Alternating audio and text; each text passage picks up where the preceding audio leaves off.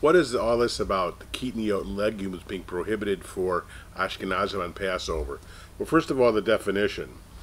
Kitniyote, beans, buckwheat, cardamom, corn, fungo Greek, lentils, millet, mustard, peas, poppy seed, rapeseed, rice, sesame seeds, soybeans, and sunflower seeds. Now that's all prohibited by the Ashkenazic rabbis. Now how did this happen, and what's the deal about it? Well, first of all, the Ramah, who lived between 1520 and 1572, is the first one who said that aniseed and coriander seeds are not kitniyote, and the Rabbinical Association of the Orthodox Union does certify them. Now, when did this custom begin? Well, the first mention of it, we're not really sure, but the first mention seems to be in Sefer Mitzvot Katan by Rabbi Yitzchak, who lived 1210 to 1280 in France.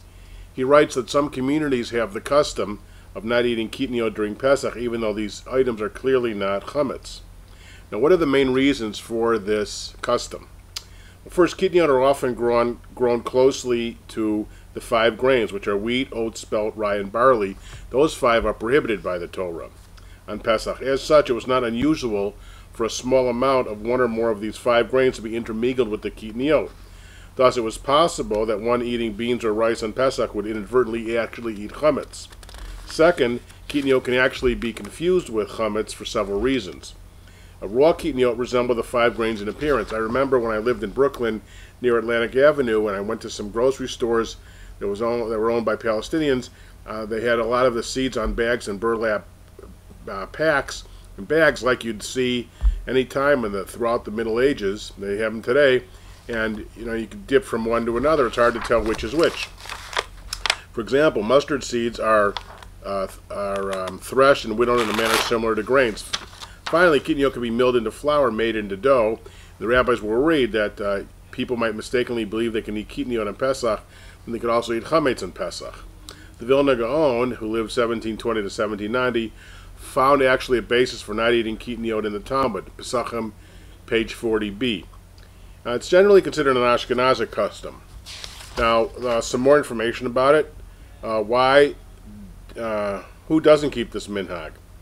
Well, non-Ashkenazim Jews follow the ruling of Rabbi Yosef Karo of the Shulchan Aruch, who lived 1488 to 1575, permitted the consumption of kitniyote on Pesach. Now, do these kitniyote have the same status as chametz? No. Even though Ashkenazim don't eat them, you can still benefit from them. So, for example, if you need something for medicine purposes, like rubbing your foot, that has some chametz from kitniyote in it, you can use it, but whereas from chametz you cannot benefit. Now, what about peanuts?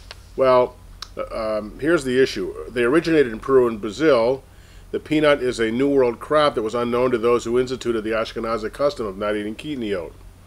So Reb Moshe Feinstein responds, the minhag of not eating kitniyote only applies to foods that were known and accepted as kitniyote when the custom began, and therefore many European authorities, Ashkenazic authorities, permitted kitniyote. There is a debate about quinoa, but you can definitely find kosher for Pesach quoted quinoa from those authorities who permit quinoa. Now, there is a rebellion of sorts brewing. There was an article that I posted on one of my blogs about a rebellion even among the Orthodox in Israel. One guy said he planned to eat food shunned on Passover by most observant Ashkenazim. Part of the reason is that more and more foods have been classified as kitniyote in recent years, as Ashkenazic rabbinic positions have hardened across a whole wide expanse of halakha. So some people believe we're witnessing the beginning of the end of the ban on kitniyote in Israel, partly because the Orthodox keep adding to what's considered kitniyote. As one professor at Tuf Talmud at Bar Ilan said, the attitude in the past few decades has changed and become stricter to the point of absurdity.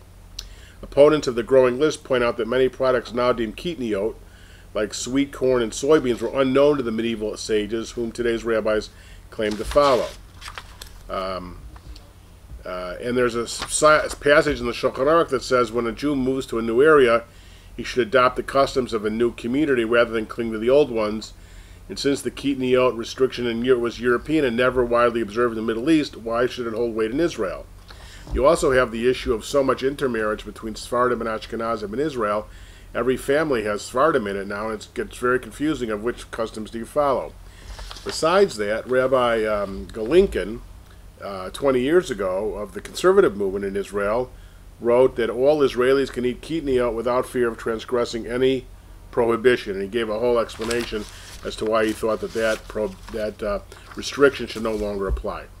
The ashkenazic Jews in America so far haven't rebelled and revolted, but that's a little bit about the history of the custom of not eating kitniyote legume products on Passover.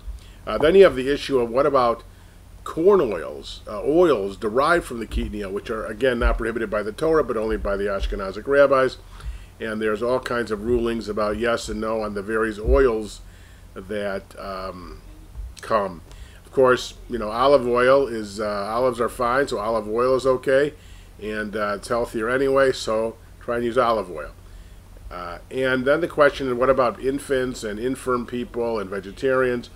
The conservative rabbis and even some Orthodox rabbis are more lenient about like soybean items, for example, for categories like that. Again, chametz is prohibited by the Torah. These kitniyot only by the ashkenazic rabbis and not by the Sephardic rabbis. Hope that helps.